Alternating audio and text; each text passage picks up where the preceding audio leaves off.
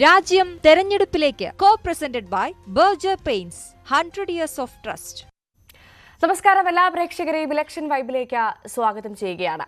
തെരഞ്ഞെടുപ്പ് പ്രഖ്യാപിച്ചതോടെ മുന്നണികളും നേതാക്കളും രാഷ്ട്രീയ അടവുകളിലൂടെ മുന്നേറുകയാണ്. പര്യടനങ്ങൾ തകൃതിയായി ഒരു വശത്ത് നടക്കുന്നുണ്ട്. കേരളത്തിലെ തെരഞ്ഞെടുപ്പുമായി ബന്ധപ്പെട്ട ഏറ്റവും പുതിയ ചിത്രം എന്നത് ലോക്സഭാ തെരഞ്ഞെടുപ്പിൽ സ്ഥാനാർത്ഥിയാകില്ല എന്ന നിലപാടെടുത്തിരുന്ന BJP സംസ്ഥാന അധ്യക്ഷനെ തന്നെ രാഹുൽ ഗാന്ധി നേരിടാൻ കളത്തിലിറക്കി എന്നതാണ്. എന്തായാലും ഇതോടെ വയനാട്ടിലെ പോരാട്ടത്തിന് ചൂടേറും എന്ന കാര്യത്തിൽ തർക്കമില്ല. എറണാകുളത്ത് KS രാധാകൃഷ്ണനെയും കൊല്ലത്ത് നടൻ G കൃഷ്ണകുമാറിനെയും ആലത്തൂരിൽ TN സരസുവിനെയും കൂടി NDA സ്ഥാനാർത്ഥികളായി പ്രഖ്യാപിച്ചതോടെ 20 മണ്ഡലങ്ങളിലും NDAയ്ക്ക് സ്ഥാനാർത്ഥികളായി. എന്തായാലും 3 മുന്നണികളും സ്ഥാനാർത്ഥികളെ പ്രഖ്യാപിച്ചതോടെ സംസ്ഥാനത്തെ പ്രചരണം പൊടിപാറും. ഒരിക്കൽ കൂടി എല്ലാ പ്രേക്ഷകരെയും സ്വാഗതം ചെയ്യുകയാണ് ഇലക്ഷൻ വൈബിലേക്ക്.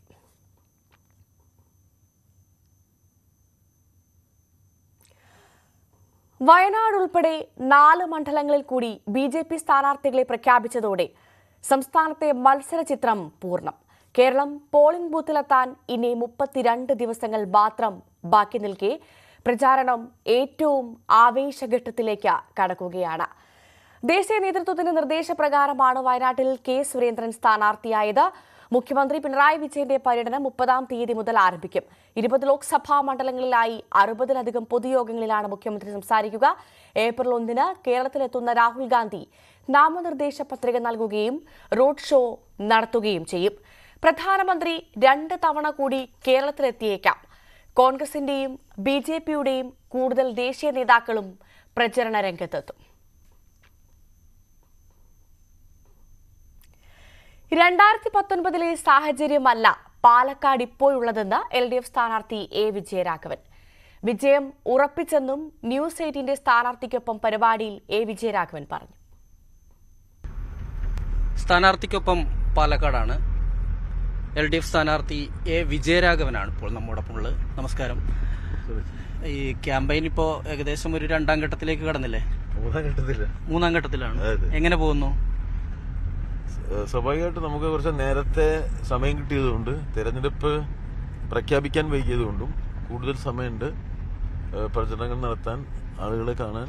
അപ്പോൾ നമ്മളത് ആളുകളെ കാണുക, അതോടൊപ്പം ചെറിയ യോഗങ്ങൾ, വീട്ടുമുറ്റ സദസ്സുകൾ, അങ്ങനെ ഒരു ബഹുജന സമ്പർക്ക പരിപാടി എന്നുള്ള നിലയിൽ കിട്ടിയ സമയത്ത് ഫലപ്രദമായിട്ട് ഉപയോഗിക്കുന്ന തരത്തിലാണ് കാര്യങ്ങൾ പ്ലാൻ ചെയ്തിട്ടുള്ളത്. സർക്കാരിന്റെ ഒരു ക്ഷേമ പദ്ധതികളും അതുപോലെ തന്നെ ജനപ്രിയ പദ്ധതികളൊക്കെ ഉയർത്തി കാണിച്ചുകൊണ്ട് തന്നെയാണോ വോട്ട് തേടുന്നത്?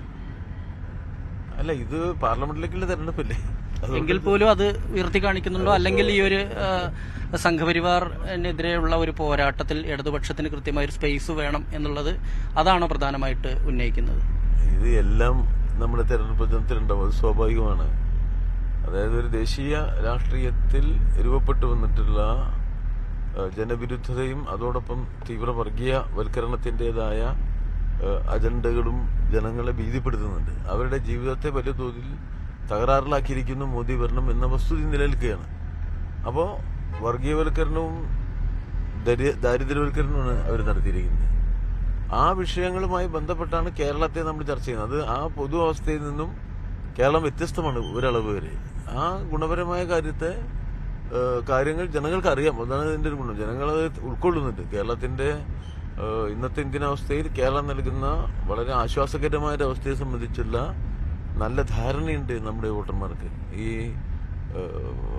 തെറ്റായി അത് പ്രചരിപ്പിക്കാനും ഗവൺമെന്റിനെതിരായി ഇടതുപക്ഷ വിരുദ്ധ മാധ്യമങ്ങൾ നടത്തുന്ന പ്രചരണമൊക്കെ ഉണ്ടെങ്കിലും നാട്ടുകാർ വളരെ കൺവിൻസ്ഡാണ് ഇന്നത്തെ ഒരു അവസ്ഥയിൽ ഈ ഗവൺമെന്റ് ചെയ്യുന്ന നല്ല കാര്യങ്ങളെ കുറിച്ച്.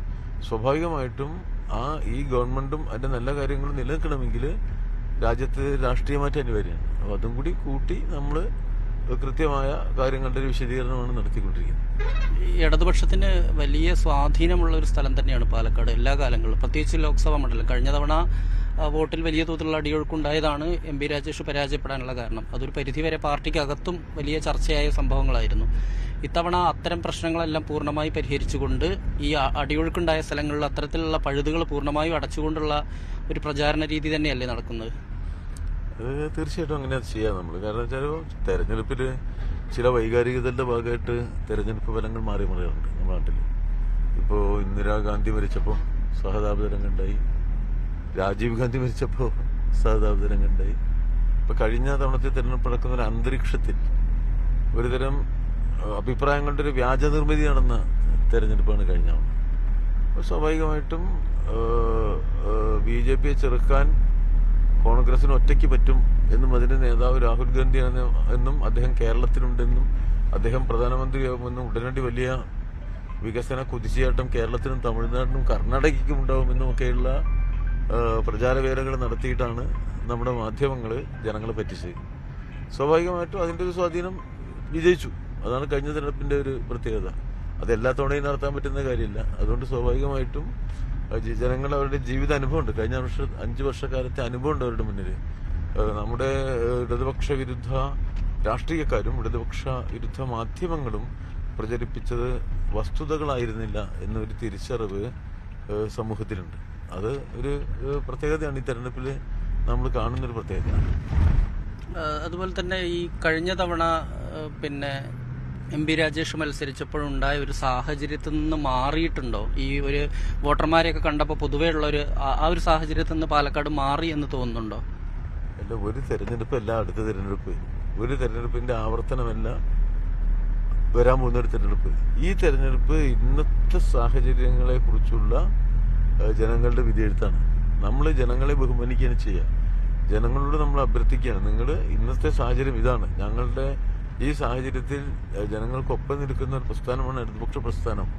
ആ ഇടതുപക്ഷ പ്രസ്ഥാനത്തോടൊപ്പം നിൽക്കണം. ഇന്ന് ഇടതുപക്ഷത്തെ ശക്തിപ്പെടുത്തേണ്ടത് ഇന്നത്തെ കാലത്തിന്റെ ഒരു രാഷ്ട്രീയത്തിൽ അനിവാര്യമായ ഒരു ഘടകമാണ്. അപ്പോൾ ആ നിലയിൽ നമ്മൾ ജനങ്ങളോട് ബന്ധപ്പെടുന്നു, അവരോട് കാര്യങ്ങൾ ബോധ്യപ്പെടുത്താൻ ശ്രമിക്കുന്നു.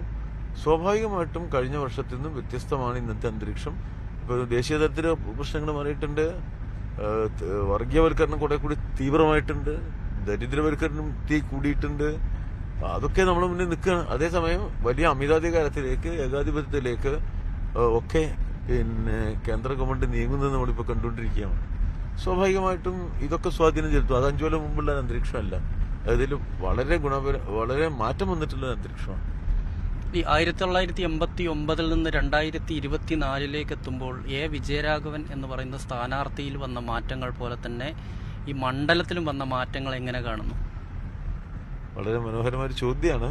പിന്നെ നമുക്ക് 89 എന്ന് പറയുമ്പോൾ അത് അന്നത്തെ രാഷ്ട്രീയ ചിത്രമേ അല്ല. ഇപ്പോൾ രാഷ്ട്രീയമായിട്ട് നമ്മുടെ നാടിന്റെ രാഷ്ട്രീയ ഘടനയിൽ വലിയ മാറ്റങ്ങളൊന്നും. അന്ന് BJP ഒരു ഏറ്റവും പ്രധാനപ്പെട്ട ഫോഴ്സ്, ശക്തിയല്ല ആ തെരഞ്ഞെടുപ്പിൽ.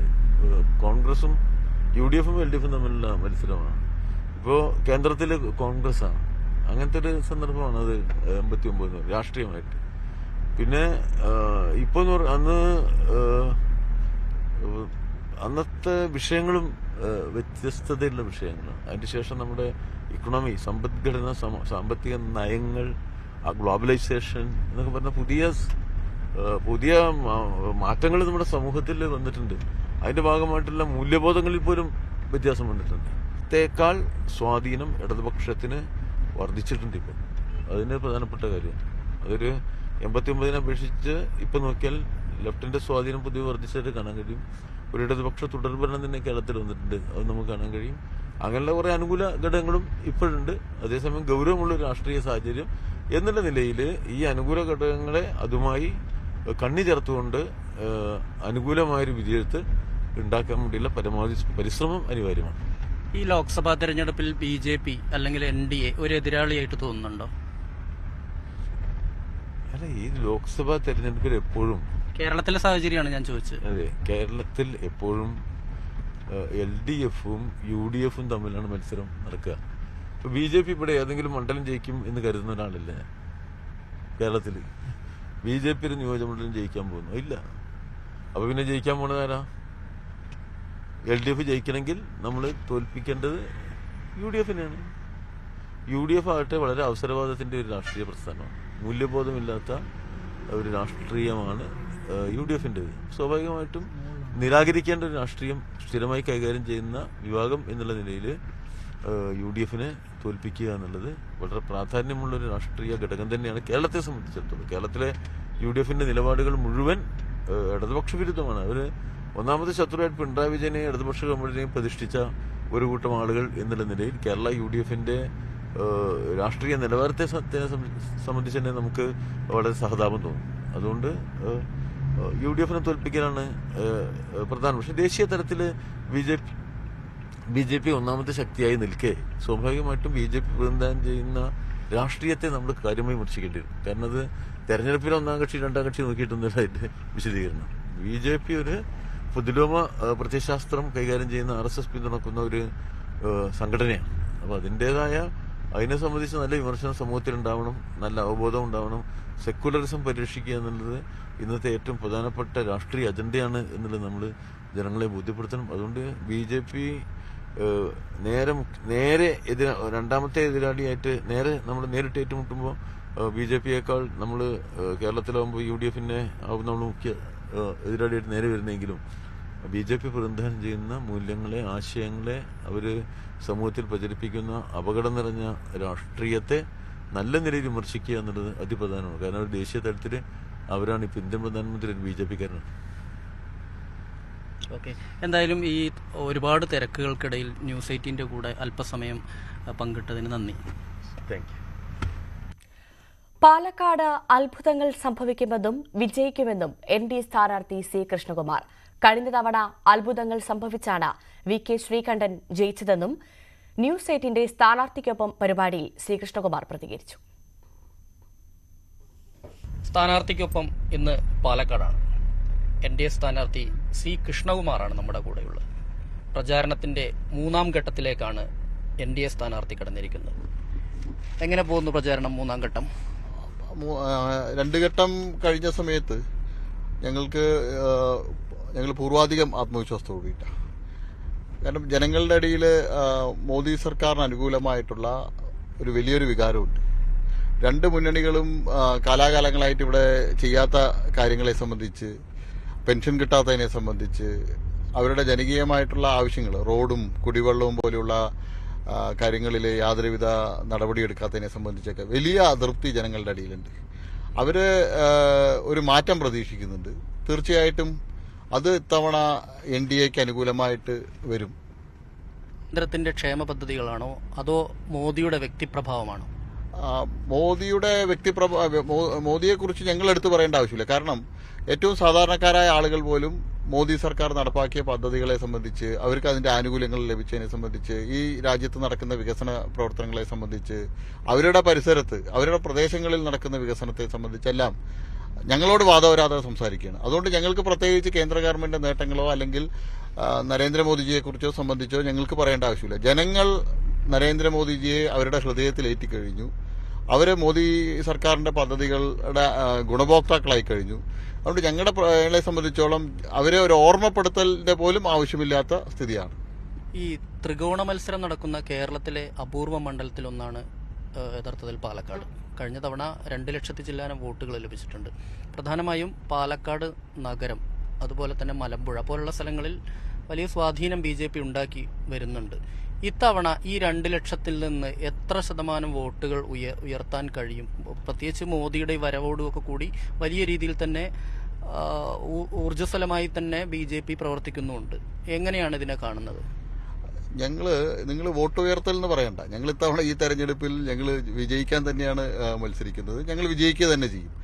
ഞങ്ങൾക്ക് അതിൽ പൂർണ്ണമായിട്ടുള്ള ആത്മവിശ്വാസമുണ്ട്.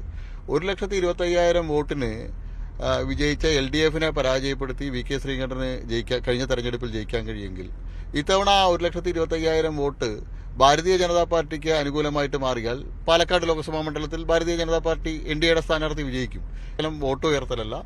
കഴിഞ്ഞ തവണ ഞങ്ങൾ ഏകദേശം 1 ലക്ഷം വോട്ട് പാലക്കാട് ലോക്സഭാ മണ്ഡലത്തിൽ ഞങ്ങൾക്ക് വർദ്ധിപ്പിക്കാൻ കഴിഞ്ഞിട്ടുണ്ട്. ഇത്തവണ 1 ലക്ഷം വോട്ട് വർദ്ധിപ്പിച്ചാൽ ഞങ്ങൾക്ക് പാലക്കാട് ലോക്സഭാ മണ്ഡലത്തിൽ വിജയിക്കാൻ കഴിയും. അതിന് ഏറ്റവും അനുകൂലമായിട്ടുള്ള അന്തരീക്ഷം ഇന്ന് പാലക്കാട് ലോക്സഭാ മണ്ഡലത്തിലുണ്ട്.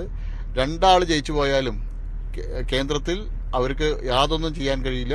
അവിടെ വീണ്ടും മോദിയാണ് അധികാരത്തിൽ വരിക എന്നുള്ളതിന്റെ പരിപൂർണമായിട്ടുള്ള വിശ്വാസം ഈ ലോക്സഭാ മണ്ഡലത്തിലെ സാധാരണക്കാരായ ജനങ്ങൾക്കുണ്ട്. അവർ മോദി സർക്കാരിന് അനുകൂലമായിട്ടുള്ള വോട്ട് രേഖപ്പെടുത്തും പാലക്കാട്. ഈ യൂത്തിന്റെ വോട്ടുകൾ നിർണായകമാണ്. പലപ്പോഴും നമ്മൾ കൃത്യമായ ഒരു രാഷ്ട്രീയ നിലപാട് യൂത്ത് പലപ്പോഴും സ്വീകരിക്കുന്നുണ്ട് താനും. എങ്കിൽ പോലും ഈ കഴിഞ്ഞ കാലങ്ങൾ എടുത്തു നോക്കുമ്പോൾ പലപ്പോഴും ചിലപ്പോൾ ഒരു രാഷ്ട്രീയ പാർട്ടിൻ്റെ ഇന്ന് ഭാഗമല്ലെങ്കിൽ പോലും വികസനം, അതുപോലെ തന്നെ കേരളത്തിലെ പല ക്ഷേമ പദ്ധതികൾ, ഇത്തരം കാര്യങ്ങളിലൊക്കെ തന്നെ യൂത്ത് കൃത്യമായൊരു നിലപാട് സ്വീകരിക്കുന്നുണ്ട്. ആ യൂത്തിൻ്റെ വോട്ടുകളിൽ എത്ര ശതമാനം വോട്ട് ലഭിക്കും എന്നുള്ളൊരു കണക്കുകൂട്ടൽ എന്തെങ്കിലും ഉണ്ടോ? തീർച്ചയായിട്ടും ഈ രാജ്യത്തെ യുവജനങ്ങൾ നരേന്ദ്രമോദിക്കൊപ്പമാണ്. അവർക്ക് ഈ രാജ്യത്ത് പ്രതീക്ഷ നൽകിയിട്ടുള്ളത് മോദി സർക്കാരാണ്. യുവജനങ്ങളെ സംബന്ധിച്ചോളം ധാരാളം പദ്ധതികൾ ഈ രാജ്യത്ത് മോദി സർക്കാർ കൊണ്ടുവന്നു. സ്റ്റാർട്ടപ്പ് ഇന്ത്യ, സ്റ്റാൻഡപ്പ് ഇന്ത്യ, അതുപോലെ മേക്ക് ഇൻ ഇന്ത്യ പദ്ധതികൾ. ഈ പദ്ധതികളെല്ലാം ഈ രാജ്യത്ത് കോടിക്കണക്കിന് തൊഴിലവസരങ്ങൾ സൃഷ്ടിച്ചു. ഈ രാജ്യത്തെ അഭ്യസ്തവിധരായിട്ടുള്ള, തൊഴിൽ രഹിതരായിട്ടുള്ള ചെറുപ്പക്കാർക്ക് സ്വയം തൊഴിൽ സംരംഭങ്ങൾ ആരംഭിക്കാനുള്ള നിരവധി പദ്ധതികൾ ഈ രാജ്യത്ത് മോദി സർക്കാർ നടപ്പാക്കി. അതിന്റെ ലക്ഷക്കണക്കിന് ഗുണഭോക്താക്കളാണ് കേരളത്തിൽ ഉൾപ്പെടെയുള്ളത്, പാലക്കാട് ലോക്സഭാ മണ്ഡലത്തിലുള്ളത്. തീർച്ചയായിട്ടും അവരുടെ എല്ലാം പ്രതീക്ഷ, അവരുടെ ജീവിതം മുന്നോട്ട് പോകാനുള്ള വഴി തുറന്നു കാണിച്ചത് മോദിയാണെന്നുള്ളത് അവർക്ക് ബോധ്യമുണ്ട്. തീർച്ചയായിട്ടും അവരുടെ വോട്ട് ഇത്തവണ മോദി സർക്കാരിന് അനുകൂലമായിട്ടുള്ള വോട്ടായിരിക്കും. അതിനപ്പുറത്തേക്ക് സി കൃഷ്ണകുമാർ എന്ന സ്ഥാനാർത്ഥി എല്ലാവർക്കും പരിചിതനാണ് പാലക്കാട്. എവിടെ പോയി കഴിഞ്ഞിട്ടുണ്ടെങ്കിലും കൃഷ്ണകുമാറിന്റെ പേര് പറഞ്ഞാൽ അറിയുന്നവരാണ് ആളുകൾ. അങ്ങനെ ഒരു പ്രതീക്ഷ, വലിയ തോതിൽ തന്നെ ഒരു വോട്ട് ലഭിക്കും എന്നുള്ളൊരു പ്രതീക്ഷയില്ലേ? തീർച്ചയായിട്ടും പാലക്കാട് രാഷ്ട്രീയ പൊതുരംഗത്ത് കഴിഞ്ഞ 3 പതിറ്റാണ്ടിലധികമായിട്ട് ഞാൻ സജീവമായിട്ട് പ്രവർത്തന രംഗത്തുണ്ട്. ഇവിടുത്തെ ജനകീയ വിഷയങ്ങൾ ഇടപെടാറുണ്ട്, സാധാരണക്കാരുടെ ആവശ്യങ്ങൾക്ക് ഓടിയെത്താറുണ്ട്. അത് തീർച്ചയായിട്ടും ഇത്തവണ പാലക്കാട്ടിലെ ജനങ്ങൾ അതിന് എനിക്ക് തിരിച്ച് അവരുടെ ഒരു നന്ദി പ്രകടിപ്പിക്കുന്നുള്ളതിനുള്ള ആത്മവിശ്വാസം എനിക്കുണ്ട്. അത് ഇടതുമുന്നണിക്ക് കൃത്യമായ ഒരു കേഡർ വോട്ടുകളുണ്ട്. പലപ്പോഴും കഴിഞ്ഞ തവണ അത് വലിയ തോതിൽ അങ്ങോട്ടും ഇങ്ങോട്ടും മാറ്റങ്ങൾ സംഭവിച്ചു. ഈ PK ശശിയുടെ വിഭാഗം MP രാജേഷിനെ കാലുവാരി എന്നുള്ള ആരോപണമൊക്കെ CPM-നകത്ത് വന്നു. അതാണ് VK ശ്രീകണ്ഠന്റെ വിജയത്തിന് സാധ്യതയായിട്ട് അന്ന് വിലയിരുത്തിയൊരു കാര്യം തന്നെയാണത്. എന്തായാലും ഈ അത്രത്തോളം ശക്തമായ വോട്ടുള്ള LDF-നെ എങ്ങനെ മറികടക്കാനാണ് ഉദ്ദേശിക്കുന്നത്? LDF-ന്റെ വോട്ട് ബാങ്ക് മുൻകാലങ്ങളിലെ പോലെ അതൊരു ഫിക്സഡ് ഡെപ്പോസിറ്റ് ഒന്നുമല്ല. നിരവധി ഉദാഹരണങ്ങൾ നമ്മുടെ മുന്നിലുണ്ട്. ഇടതുപക്ഷം CPM ഏറ്റവും ശക്തമായിരുന്ന ത്രിപുര, ബംഗാൾ പോലെയുള്ള സംസ്ഥാനങ്ങളിൽ ഇടതുപക്ഷത്തിന്റെ കോട്ട തകർന്നടിഞ്ഞത് നമ്മൾ കണ്ടാണ്. ഒരു സുപ്രഭാതത്തിൽ 45-50% വോട്ട് നേടിയ ഇടതുപക്ഷം ത്രിപുരയിലും ബംഗാളിൽ നിന്നൊക്കെ ഭരണത്തിൽ നിന്ന് തൂത്തെറിയപ്പെടുന്നത് നമ്മൾ കണ്ടു. കേരളത്തിൽ നമ്മളത് കണ്ടാണ്. കഴിഞ്ഞ പാലക്കാട് ലോക്സഭാ മണ്ഡലം തന്നെ വലിയ ഉദാഹരണമാണല്ലോ. 1.25 ലക്ഷം വോട്ടിന് ജയിച്ച ഒരു ലോക്സഭാ മണ്ഡലത്തിൽ ഇടതുപക്ഷത്തിന്റെ സ്ഥാനാർത്ഥി പരാജയപ്പെടുന്നത് നമ്മൾ കണ്ടാണ്. അപ്പോൾ LDF ഇടതുപക്ഷത്തിന് മുൻകാലങ്ങളിലെ പോലെ അവരുടെ ഫിക്സഡ് ഡെപ്പോസിറ്റ് ആയിട്ട് ഇത്ര ശതമാനം വോട്ടുണ്ടെന്ന് അവർക്ക് പറയാൻ കഴിയാത്ത സാഹചര്യമാണ്. അവരുടെ ദുർഭരണത്തിൽ, പിണറായി സർക്കാരിന്റെ അഴിമതിയിലും പിണറായി സർക്കാരിന്റെ ദുർഭരണത്തിലും ഇടതുപക്ഷത്തിന്റെ അണികൾ വളരെ നിരാശരാണ്. അവരുടെ ആളുകളുടെ ഇടയിൽ വലിയ അതൃപ്തിയുണ്ട്. അത് ഇത്തവണ അവർക്കെതിരായിട്ടുള്ള ഒരു വികാരമായിട്ട് മാറും. ഇടതുപക്ഷത്തിന്റെ ഗവൺമെന്റിനെതിരായിട്ടുള്ള വിധിയെഴുത്ത് CPM-ന്റെ അണികൾ തന്നെ നടത്തുന്നതാണ് ഞങ്ങൾക്ക് ഉറപ്പ്. ഈ ഇടതുമുന്നണി പ്രധാനമായിട്ട് ഉയർത്തി കാണിക്കുന്നത് ഇലക്ട്രൽ ബോണ്ട് പോലുള്ള അഴിമതിയാണ്. അതിൽ വലിയ തോതിൽ നമുക്കറിയാം, ഇലക്ട്രൽ ബോണ്ട് വഴി നടന്നിരിക്കുന്ന അഴിമതിയിൽ ഭരണകക്ഷിയായ NDA ഉണ്ട്, BJP ഉണ്ട്, അതുപോലെ തന്നെ കോൺഗ്രസ് ഉണ്ട്, മറ്റുള്ള രാഷ്ട്രീയ പാർട്ടികളെല്ലാം ഉണ്ട്. ഏതെങ്കിലും തരത്തിൽ ഇത് കേരളത്തിൽ BJP സ്ഥാനാർത്ഥികൾക്ക് തിരിച്ചടിയാവുമോ? ലോട്ടറി രാജാവ് മാർട്ടിന്റെ ബോണ്ട് DMK-ക്ക് ലഭിച്ചിട്ടുണ്ട്. ആ DMK-യുടെ കഴിഞ്ഞ തെരഞ്ഞെടുപ്പിൽ 25 കോടി രൂപ CPM-ന് ലഭിച്ചിട്ടുണ്ട്. ഒരു രാഷ്ട്രീയ പാർട്ടി, ഒരു പ്രാദേശിക രാഷ്ട്രീയ പാർട്ടി ഒരു ദേശീയ പാർട്ടിക്ക് ഡൊണേഷൻ കൊടുക്കുന്നത് ഈ രാജ്യത്തിന്റെ ചരിത്രത്തിൽ ആദ്യമായിട്ടാണ് കേൾക്കുന്നത്. DMK-ക്ക് ഈ പൈസ കിട്ടിയിരിക്കുന്നത് മാർട്ടിനാണ്. അപ്പോൾ നേരത്തെ മാർട്ടിനുമായിട്ട് വലിയ ബന്ധമായിരുന്നു CPM-ന് കേരളത്തിലെ ലോട്ടറി നിരോധിച്ചതോടുകൂടി മാർട്ടിൻ്റെ നിന്ന് നേരിട്ട് പൈസ വാങ്ങാൻ പറ്റാത്ത സാഹചര്യമായി. ഇപ്പോൾ വളഞ്ഞ വഴിക്ക് DMK വഴിക്ക് ഇലക്ട്രൽ ബോണ്ട് വഴിക്ക് CPM തുക കൈപ്പറ്റിയിരിക്കുക. CPM-ന്റെ ഈ മോദി സർക്കാരിനെതിരായിട്ടുള്ള അല്ലെങ്കിൽ BJP-ക്കെതിരായിട്ടുള്ള ഈ ആരോപണങ്ങളൊന്നും ജനങ്ങൾ മുഖവിലക്കെടുക്കില്ല. കാരണം അഴിമതി നടത്തി, പ്രളയകാലത്ത് അഴിമതി നടത്തി, കിറ്റുകളിൽ അഴിമതി നടത്തി, പെൻഷൻ വിതരണം ചെയ്യുന്നതിൽ തട്ടിപ്പ് നടത്തുക, ഇതെല്ലാം കേരളത്തിലെ ഏറ്റവും സാധാരണക്കാരായിട്ടുള്ള ആളുകൾക്കുള്ള പദ്ധതികളിൽ പോലും അഴിമതിയും കൊള്ളയും നടത്തുന്ന ഒരു മുന്നണി ഭരണമായിട്ട് കേരളത്തിലെ മാറി. അതുകൊണ്ട് CPM-ന്റെ അവരുടെ ഇത്തരത്തിലുള്ള ആരോപണങ്ങളൊന്നും ജനങ്ങൾ വിശ്വസിക്കാൻ പോകുന്നില്ല. എന്തായാലും വളരെ തിരക്ക് പിടിച്ച ഒരു പ്രചാരണത്തിനിടയിലാണ് ന്യൂസ് 18-ന്റെ കൂടെ അല്പസമയം ചെലവഴിച്ചത്. നന്ദി. KPCC തെരഞ്ഞെടുപ്പ് പ്രചാരണ സമിതിയുടെ പ്രഥമ യോഗം ഇന്ന് ചേരും. പ്രചാരണ സമിതി അധ്യക്ഷൻ രമേശ് ചെന്നിത്തല അധ്യക്ഷത വഹിക്കുന്ന യോഗത്തിൽ AICC general secretary Deepa Das Munshi, KPCC acting president MM Hassan, പ്രതിപക്ഷ നേതാവ് VD സതീശൻ എന്നിവർ പങ്കെടുക്കും. തെരഞ്ഞെടുപ്പ് ഒരുക്കങ്ങളും തുടർ പ്രചാരണ പരിപാടികളും യോഗം ചർച്ച ചെയ്യും.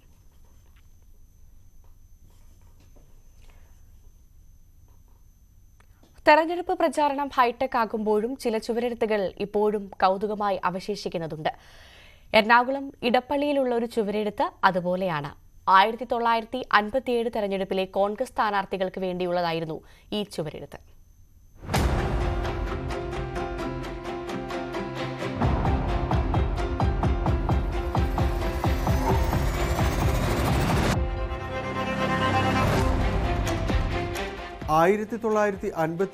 ലോക്സഭാ നിയമസഭാ തെരഞ്ഞെടുപ്പുകൾ ഒന്നിച്ചു നടന്ന സമയത്തെ കോൺഗ്രസ് സ്ഥാനാർത്ഥികളുടെ ചുവരെഴുത്താണിത്. പാർലമെന്റിലേക്ക് AM തോമസും അസംബ്ലിയിലേക്ക് AV ജോസഫും കോൺഗ്രസ് സ്ഥാനാർത്ഥികളായി കാളപ്പെട്ടി ചിഹ്നത്തിൽ ജനവിധി തേടി. ലോക്സഭയിലേക്ക് AM തോമസ് 10,623 വോട്ടിന്റെ ഭൂരിപക്ഷത്തിൽ ജയിച്ചു. നിയമസഭയിലേക്ക് മത്സരിച്ച DCC പ്രസിഡന്റ് കൂടിയായ AV ജോസഫ് 3,786 വോട്ടിന് CPIയിലെ TK രാമകൃഷ്ണനോട് തോറ്റു. പതിറ്റാണ്ടുകൾക്കിപ്പുറവും നിറം മങ്ങാതെ ചുവരെഴുത്ത് ഭദ്രം.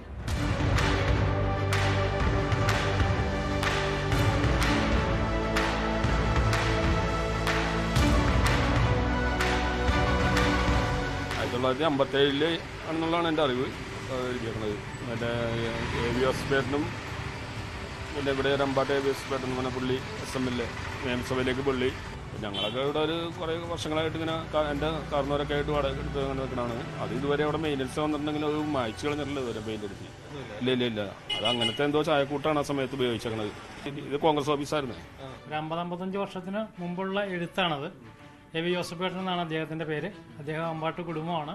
മുടിയോട്ടനൊക്കെ ചെല്ലുമ്പോൾ അവസാന കാലഘട്ടങ്ങളിലും ചോദിക്കും, സജി നമ്മുടെ ആ ചുമരെഴുത്ത് ഇപ്പോൾ അവിടെ ഉണ്ടോ? അപ്പോൾ ഞാൻ പറയും, ജോസഫേട്ടൻ ഉണ്ട്, നമ്മുടെ ആ ചുമരെഴുത്ത് അവിടെ ഉണ്ട്. അത് പള്ളിയും മായ്ച്ചിട്ടില്ല, നാട്ടുകാരും അത് മായ്ക്കാൻ സമ്മതിച്ചിട്ടില്ല എന്ന് ഞാൻ പറയുമ്പോൾ പുള്ളിയുടെ മുഖത്തൊരു ചിരിയൊക്കെ വിട്ടുരുമായിരുന്നു. അതുപോലെ നമ്മുടെ പള്ളിയുടെ ബിൽഡിംഗ് ആണത്.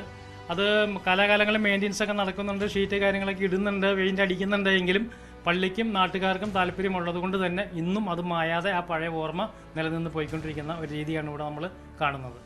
ഇടപ്പള്ളി പള്ളിയുടെ ഉടമസ്ഥതയിലുള്ള കെട്ടിടം മഹാത്മാ വായനശാലയും കോൺഗ്രസിന്റെ ഓഫീസുമായിരുന്നു. പഴയ നാലങ്ങാടിക്ക് ചുറ്റും ഇപ്പോൾ പുതിയ കെട്ടിടങ്ങളായി. കെട്ടിടത്തിന്റെ ചുവരുകൾ വെള്ളപൂശുമ്പോൾ ഇതുമാത്രം ഒഴിവാക്കും. പുതിയ കാലത്തിന്റെ ഫ്ലെക്സും ബാനറും ഉയരുമ്പോഴും പുതിയ തലമുറയ്ക്ക് ഇന്നലകളിലേക്കുള്ള ഓർമ്മപ്പെടുത്തലായി ഈ കൗതുക കാഴ്ച ഇപ്പോഴും നിറം മങ്ങാതെ തുടരുന്നു. ന്യൂസ് 18 കൊച്ചി. ഇതോടുകൂടി ഇലക്ഷൻ വൈബ്സ് പൂർണ്ണമാകുന്നു. നമസ്കാരം. രാജ്യം തെരഞ്ഞെടുപ്പിലേക്ക്. Co-presented by Berger paints, 100 years of trust. ആണ്